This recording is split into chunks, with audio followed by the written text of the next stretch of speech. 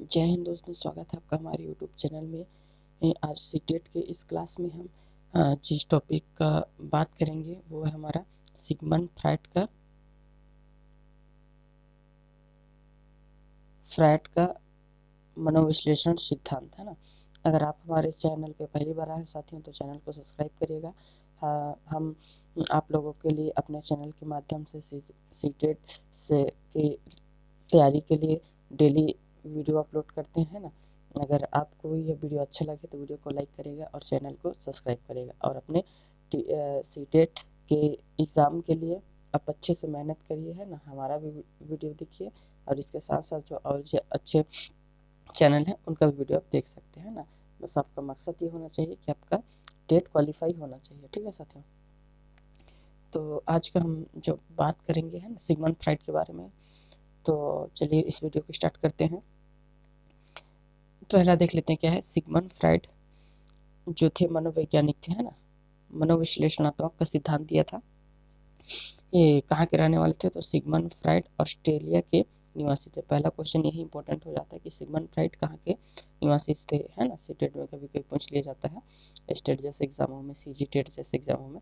तो हम याद रखेंगे साथियों कि सिगमंड फ्रायड ऑस्ट्रेलिया के निवासी थे, ठीक है साथियों। अगला देखते हैं। जिन्होंने अपने व्यक्ति के व्यक्तित्व के लिए सिद्धांत दिया था, है किसके लिए दिया था? व्यक्ति के व्यक्तित्व के लिए, जो फ्रायड का मनोविश्लेषणात्मक सिद्धांत कहलाया। तो मनोविश्लेषण सिद्धांत का कहने का सबसे बड़ा क्या कारण था? इन्होंने व्यक्ति के व्यक्तित्व के बारे में सिद्धांत लिखा था, है ना।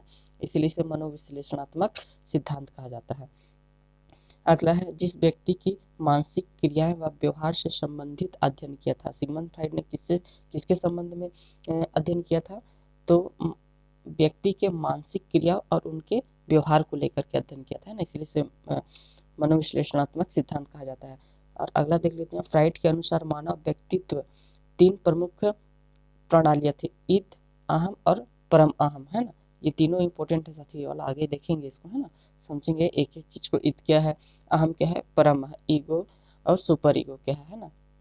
ईदम ईगो, इसको ईगो बोलते हैं, और जो परम अहम इसको परम ईगो बोलते हैं ना। इसको आगे समझेंगे क्या चीज होता है। और इस सिद्धांत का जो प्रतिपादन था मनोविश्लेषणात्मक सिद्धांत, है ना, तो किसने दिया था? सिगमंड फ्रायड ने, भी इम्पोर्टेंट है। और इस सिद्धांत में मन या मस्तिष्क का विश्लेषण किया जाता है। तो ये बोला जा सकता है कि मन या मस्तिष्क का विश्लेषण किसमें किया जाता है? तो मनोविश्लेषणात्मक सिद्धांत में किया जाता है। किसमें? अगर ये पूछेगा कि मन और मस्तिष्क का विश्लेषण किसने किया, तो फ्रायड हो जाएगा, है ना, फ्रायड। और ये किसमें किया था? तो मनोविश्लेषणात्मक सिद्धांत में, है ना साथियों। अगला देख लेते हैं। सिगमंड फ्रायड ने तीन प्रकार के मन को बताया था, है ना। सिगमंड फ्रायड ने तीन प्रकार के मन की बात कही थी। पहला है चेतन मन, दूसरा अर्धचेतन मन और तीसरा अचेतन मन। कॉन्शियस माइंड, है ना, कॉन्शियस माइंड होता है। और दूसरा हो जाएगा सब कॉन्शियस माइंड और अनकॉन्शियस माइंड, है ना। अब ये चेतन मन जो होता है इंसान का हमेशा 10% ही रहता है ना। अभी ये इसको समझते हैं, ये क्या चीज है ना। यह मन प्रेजेंट के लिए हम जिस विचार को रिलेट होता है, जिस विचार को हम सोच पा रहे हैं ना, जो तत्काल ब्रेन में चल रहा है, ये क्या होता है? Conscious mind. जो तत्काल में हमारे साथ घट रहा है। जैसे हम ट्रेन से जा रहे हैं या बस से जा रहे हैं, है ना, बस से जा रहे हैं या फिर बस हो गया, ट्रेन हो गया, ट्रैवल करना है, अचानक से किसी चीज को देखे तो वो हमारे दिमाग में तत्काल में जो करंट में जो चलता रहता है ना, जो हमारी सोच है उसका 10% ही हम याद रख पाते हैं। अब जैसे हम 2 दिन अगर पिछला याद करने की कोशिश करेंगे, है ना, 2 दिन कि मैं 2 दिन में कहाँ गया था और क्या चीज देखा, तो मतलब यही पॉसिबिलिटी रहता है कि वो केवल 10% ही याद रहता है ना। 10% याद रहता है, पूरा याद नहीं रहेगा आपको। आप खुद इस चीज को अनुभव किए होंगे। और अगला होता है अर्धचेतन, मतलब सबकॉन्शियस माइंड। तो सबकॉन्शियस माइंड क्या होता है? इसमें हमें तुरंत ज्ञान नहीं होता, लेकिन कुछ टाइम याद करने पर हमें वह चीज याद आ जाता है। जैसे हम एग्जाम हॉल में बैठे हुए हैं ना, एग्जाम हॉल में बैठे हैं और कोई क्वेश्चन है कि जीन पियाजे ने कितनी अवस्थाएं दी थी, है ना। अब हमारे दिमाग से निकल गया है, हमको तत्काल याद नहीं आया, जैसे हम प्रश्न को पढ़े वैसे हमारा उत्तर हमको नहीं समझ में आ रहा है कि क्या हुआ। फिर हम कुछ देर उसमें सोचेंगे, है ना, चिंतन मंथन करेंगे, तब फिर हमको मतलब कुछ देर के बाद याद आ जाएगा कि हाँ उसने चार अवस्थाएं दिया था, है ना, चार अवस्था दिया था। तो यही क्या हो जाएगा हमारा सबकॉन्शियस माइंड। मतलब कि हम किसी चीज को जब याद करने का कोशिश करते हैं और हमें तुरंत याद नहीं आता है ना, जो तुरंत याद आने वाला जो करंट में विचार आता है वो क्या हो जाता है हमारा सबकॉन्शियस माइंड, जो हमको 10% याद रहता है, जो हमें तुरंत याद नहीं आता है ना। इस चीज को याद रखिएगा, रिलेट करके याद करिएगा। तो चेतन मन में क्या बोलता है कि हमें तत्काल में जो चलता रहता है, और हमको जो हमारे ब्रेन में तत्काल चलता रहता है वही हमारा क्या है सबकॉन्शियस माइंड, है ना। और अर्ध चेतन लग गया, मतलब कि इसका आधा कर दो कि हम तत्काल में हमको याद नहीं आ रहा है ना, इसका क्या, इसको याद करने का क्या तरीका है कि ये हमें तत्काल याद नहीं आता है, लेकिन कुछ देर के बाद याद करने के बाद वो चीज हमें याद आ जाता है ना। और अचेतन, आ लग गया पहले से, आ लग गया मतलब अनकॉन्शियस माइंड। इसमें क्या होता है, ये 90% रहता है, ये हमारे दिमाग में 90% रहता है। अब अचेतन मन का क्या हो जाएगा कि इसमें वे बातें या हमारी यादें होती हैं जो हम बिल्कुल भी भूल गए हैं, है ना, जिसको याद करने पर भी वो याद कभी नहीं आती है ना। अब जैसे हमारे बचपन की बातें याद हैं, मतलब जो बचपन में है हमारे साथ जो बीता है, या फिर आप देख लीजिए अभी अपने 2 साल पुराना बात या अगर आपको याद करने का कोशिश कर रहे हो, है ना, इम्पोर्टेंट था 2 साल पुराना, 2 साल पुराना कोई बात है ना। जब आप 9वीं से 10वीं के बीच में रहे होंगे तो उसके बीच में कुछ घटना हुआ होगा आपके साथ या किसी के साथ, या आप मान के चलिए 4 साल पुराना कोई पुराना, है ना, पुराना क्या मिल गया आपका साथी मिल गया। आप उसको चेहरे से याद कर, मतलब आपको चेहरा उसका याद है, चेहरा उसका याद है, लेकिन आप उसका नाम भूल गए हो, है ना। अब वो लड़का आपसे मिला और आप सोचने की कोशिश कर रहे हो, है ना, आप उसको सोचने की कोशिश कर रहे हो लेकिन उसका नाम ही आपको याद नहीं आ रहा है, एकदम आप भूल गए हो।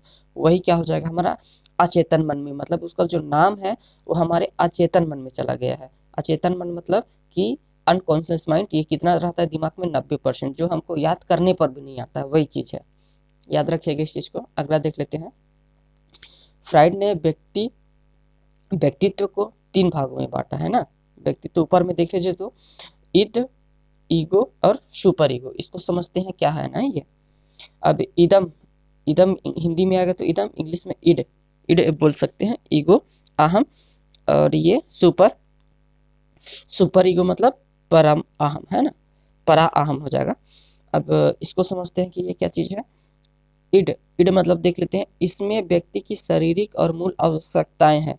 मतलब ये क्या बोलता है, ये इसमें व्यक्ति अपनी शारीरिक और मूल आवश्यकताओं को पूरा करना चाहता है, चाहे जैसे भी स्थिति में हो, है ना, जैसे भूख प्यास सेक्स आदि को संतुष्ट करना होता है, या सामाजिक आवश्यकताओं और नैतिक मूल्यों की चिंता किए बिना अपनी इच्छाओं को बस पूरा करना चाहता है ना। ईडम क्या है, ये खराब चीज होता है, आप बोल सकते हो कि ये बैडमैन है। इड क्या है, बैडमैन है, मतलब खराब व्यक्ति है ना। इसको क्या कहते हैं, ये इसको अपनी शारीरिक इच्छाएं, है ना, शारीरिक इच्छाएं और मूल आवश्यकताओं को, कंडीशन कुछ भी हो, है ना, कंडीशन क्या है इसमें, कुछ भी हो बस उसको पूरा होना चाहिए। उसका क्या सिद्धांत रहेगा कि ये मेरा लक्ष्य है, ये बस पूरा होना चाहिए, जैसे भूख प्यास सेक्स आदि को संतुष्ट करना है उसको, है ना, चाहे उसके लिए उसे कुछ भी करना पड़े। अगर जैसे अगर कुछ, अब ये क्या बोल रहा है देखिए, सामाजिक आवश्यकता और नैतिक मूल्यों को चिंता किए बिना। अब जैसे सामाजिक आवश्यकता जैसे है कि हम समाज में रहते हैं, है ना, तो अब समाज की हम परवाह नहीं करेंगे, कानून जो है कानून की हम परवाह नहीं करेंगे। है ना, आजकल सुने होंगे कि मतलब मारपीट हो जाता है और सेक्स वगैरह ये सब, है ना, तो ये आम बात हो गया आज के समय में, रेप वगैरह होना। तो ये अपने अपने शारीरिक आवश्यकताओं को बस पूरा करना चाहते हैं, है ना। और ये कानून का फिक्र नहीं करेगा कि मेरे अंदर 476 का केस लग जाएगा, मैं जेल चला जाऊंगा, मेरा जिंदगी बर्बाद हो जाएगा, मेरा सरकारी नौकरी नहीं लगेगा। छेड़छाड़ का अगर आज की डेट में ये हो गया कि अगर आप छेड़छाड़ के नाम पे अगर आपका एफआईआर हो गया, एफआईआर हो गया तो अब क्या है, छत्तीसगढ़ के अंदर शासन आपको सरकारी नौकरी से वंचित कर देगा, आप कभी सरकारी नौकरी नहीं कर पाओगे, है ना। तो ये चीज याद रखिएगा। और ईगो क्या है, ईगो को समझते हैं क्या है ये। यह आवश्यकताओं या इच्छाओं की संतुष्टि की योजना का निर्माण करता है और उसका अप्लाई करता है या परिणाम का चिंता भी करता है। अब ये सोचेगा यार करना अच्छा मतलब सही है कि नहीं है, अगर हम इस चीज़ को अपना इच्छा को अगर संतुष्ट करते हैं तो क्या बोलना चाहिए कि इसका परिणाम क्या हो सकता है, वो सोचेगा थोड़ा सा, है ना। ये थोड़ा सा अच्छा होता है। और जो सुपर ईगो होता है ये सबसे अच्छा होता है। अब इसको कैसे देखते हैं। ये सुपर ईगो या समाज द्वारा नैतिक सूत्रों के अकॉर्डिंग काम करता है ना, जो समाज के अकॉर्डिंग है वो काम करेगा। यानी जिस व्यक्ति के अंदर सुपर ईगो ज्यादा होगी वह बुरे कामों को से उतना ही दूर रहेगा। जैसे चोरी ना करना, झूठ ना बोलना, जान रहा है कि अगर मैं चोरी करूंगा तो मेरे को पुलिस पकड़ लेगी। अगर कुछ मैं गलत आचरण करता हूँ या समाज में दुर्व्यवहार करता हूँ तो मेरे को कानून के हवाले कर दिया जाएगा, मेरे को सजा मिलेगी, वो सब चीज का रहता है। ठीक है साथियों, समझ गए होंगे। अब अगला टॉपिक देख लेते हैं।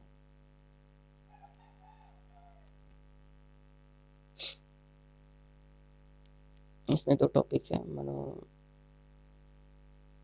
इसका अगला देख लें कितना लंबा है ये। चलो आज का दो टॉपिक देख लेते हैं ना। इसको देख लेते हैं, मनोलैंगिक विशेषताएं। मनोलैंगिक विशेषताओं की विकास की अवस्था है ना, मनोलैंगिक विकास की अवस्था।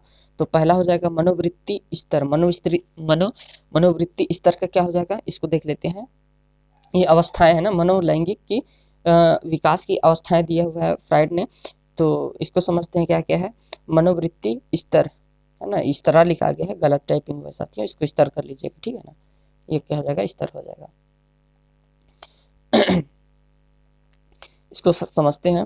फ्राइड ने मन के चेतन पूर्व, चेतन और अचेतन स्तर बताए हैं। जो है फ्राइड ने मन का चेतन मन और अचेतन मन का स्तर बताया है, जो व्यक्ति के विचार और भावों की जागरूकता की मात्रा पर आधारित होती है। मन का सबसे बड़ा और महत्वपूर्ण स्तर है अचेतन, है ना, जिसमें हमारी सभी दमित विचार और अनुभव और भावनाएं होती हैं। समझ गए ना क्या बोलना चाह रहा है ये। फ्राइड ने बताया है मन के बारे में, तीन मन बताए हैं, चेतन मन, अर्ध चेतन मन और अचेतन मन, है ना। तो चेतन मन, पूर्व अचेतन मन और अचेतन स्तर बताए हैं, जो व्यक्ति के विचार और भावनाओं की जागरूकता की मात्रा पर आधारित होते हैं। व्यक्ति का जो सोच विचार होता है, भावनाएं होती है, उसकी जागरूकता का मात्रा का आधार होता है यही। मन का सबसे बड़ा और महत्वपूर्ण स्तर माना है किसको, अचेतन मन को। क्यों, क्योंकि व्यक्ति के दिमाग में जो तीसरा मन होता है अचेतन मन का 90% होता है साथियों, है ना, याद रखिएगा।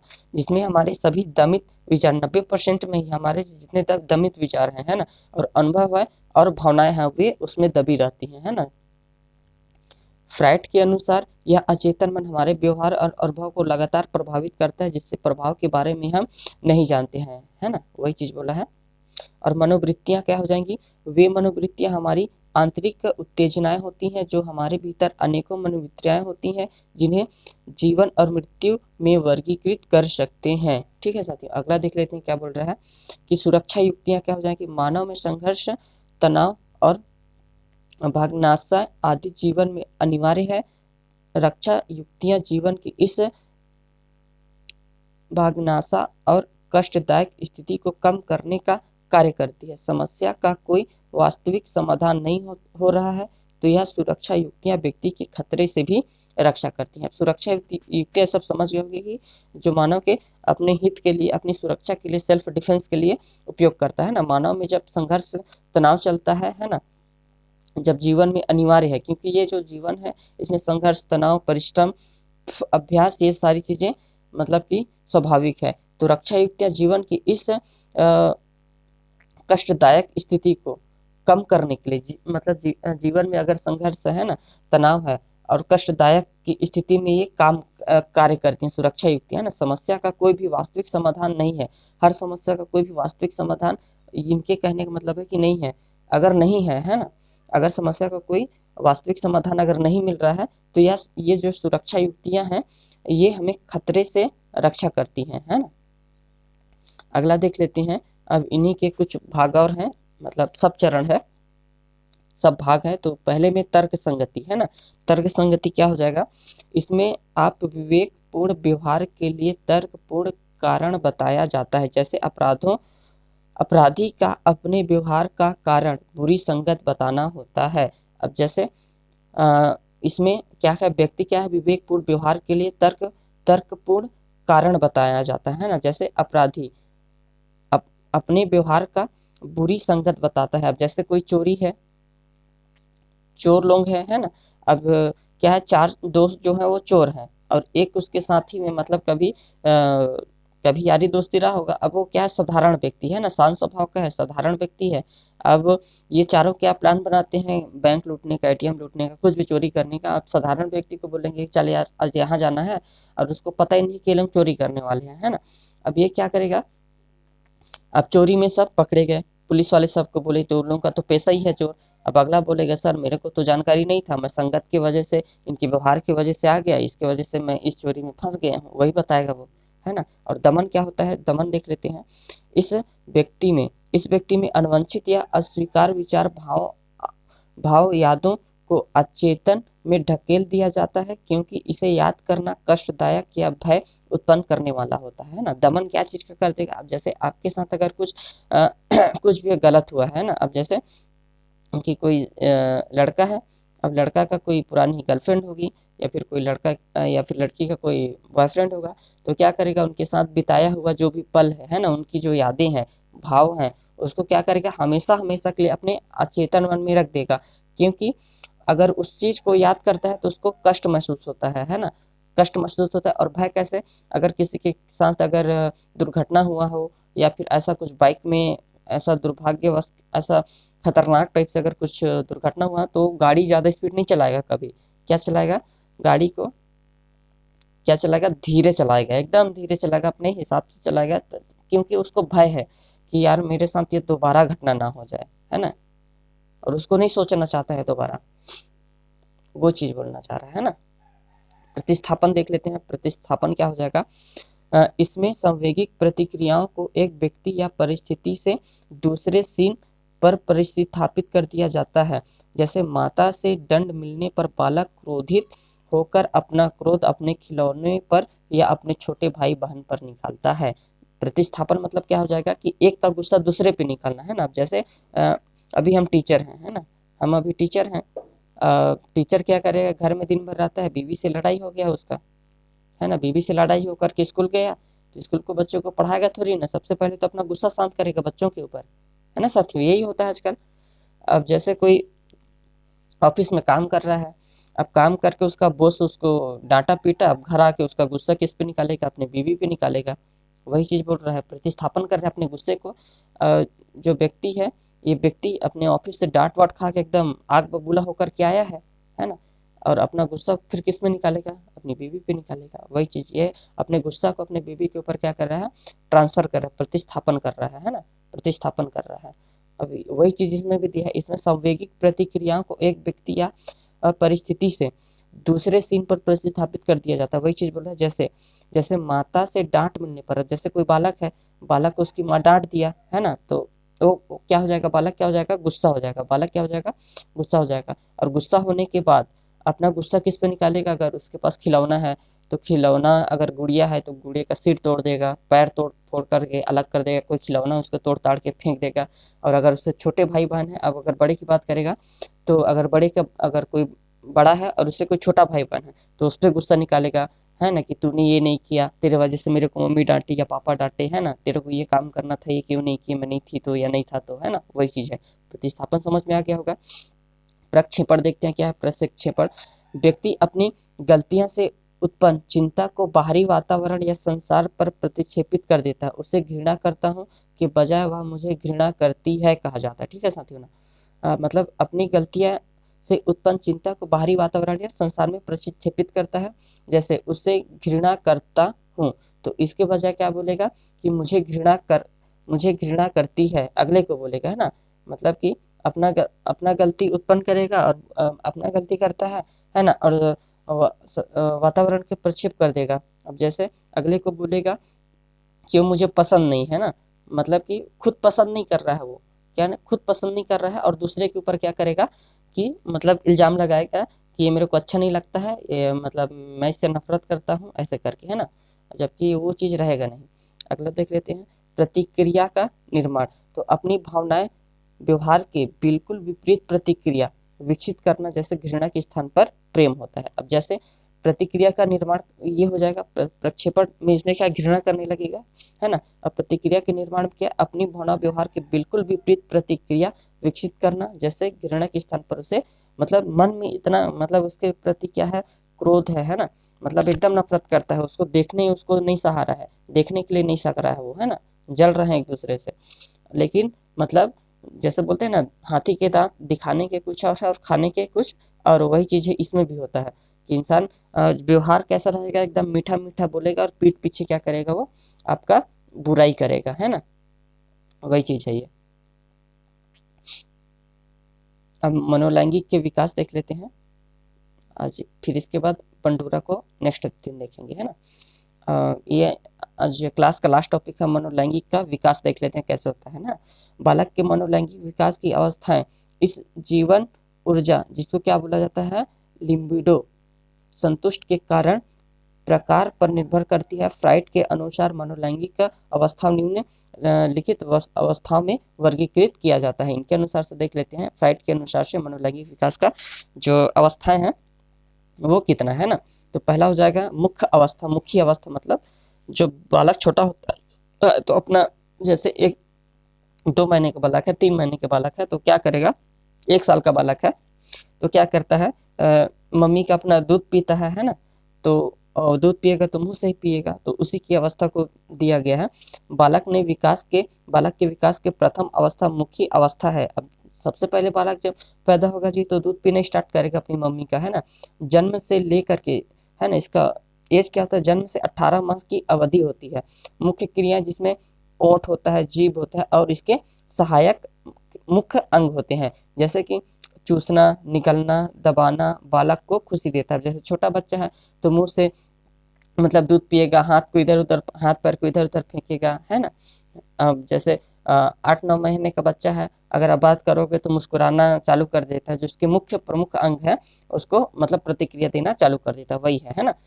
अब अगला देख लेते हैं गुदी अवस्था क्या होता है। बालक के विकास की यह अवस्था कब से चलता है, 18 महीने से लेकर 3 वर्ष तक चलता है। गुदी अवस्था में 18 महीने, डेट इसका याद रखिएगा, 18 महीने से 3 वर्ष तक, जिसमें जीवन ऊर्जा मुख से स्टार्ट होता है और गुदा क्षेत्र में स्थानांतरित हो जाता है। यहाँ पे स्थानांतरित रहेगा, साथ थोड़ा सा टाइपिंग गलत हो गया है, देख लीजिएगा, यहाँ पे स्थानांतरित हो गया है ना। अब जैसे वो खाना पीना खाना स्टार्ट कर देगा, अब 3 साल 1 साल से जैसे ऊपर जाएगा वो खाना पीना अपना स्टार्ट कर देगा, और जीवन का इसका जो मूल ऊर्जा का स्रोत होता है वो, है ना, खाना पीना खाएगा तो भाई वो शौच वगैरह भी करेगा, गुदा गुदा के माध्यम से गुदा क्षेत्र तक स्थानांतरित हो जाता है बाकी क्रियाएं, है ना।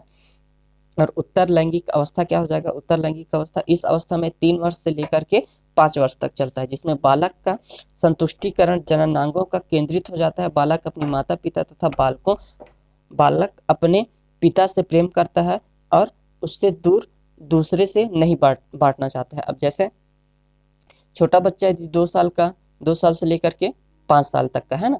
अब एक घर में एक मम्मी पापा के 3 बच्चे हो गए, है ना, या फिर 2 भाई थे, दोनों के 2-2 बच्चे हैं, है ना, 2-2 बच्चे हैं और दोनों बच्चे क्या है सेम उम्र के हैं, तो ये क्या करेगा कि जिसमें बालक का संतुष्टिकरण जनांगों का पर केंद्रित हो जाता है ना।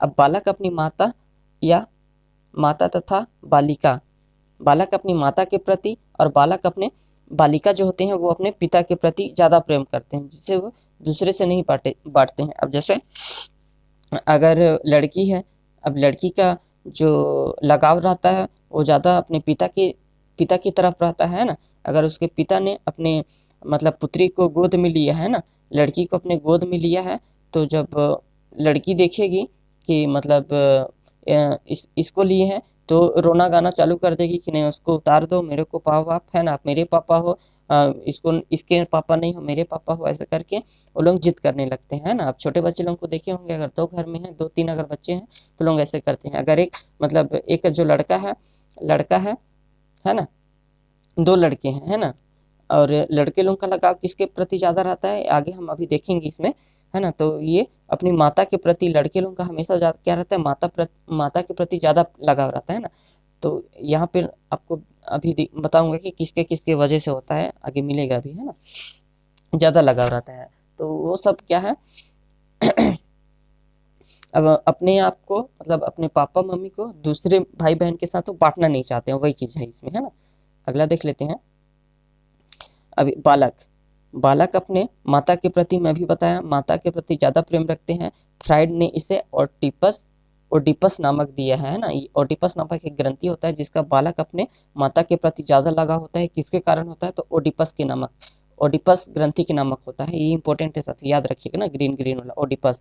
और बालिका के पिता के प्रति प्रेम ज्यादा रखता है। ये किसके कारण होता है, तो इलेक्ट्रा ग्रंथि के कारण होता है।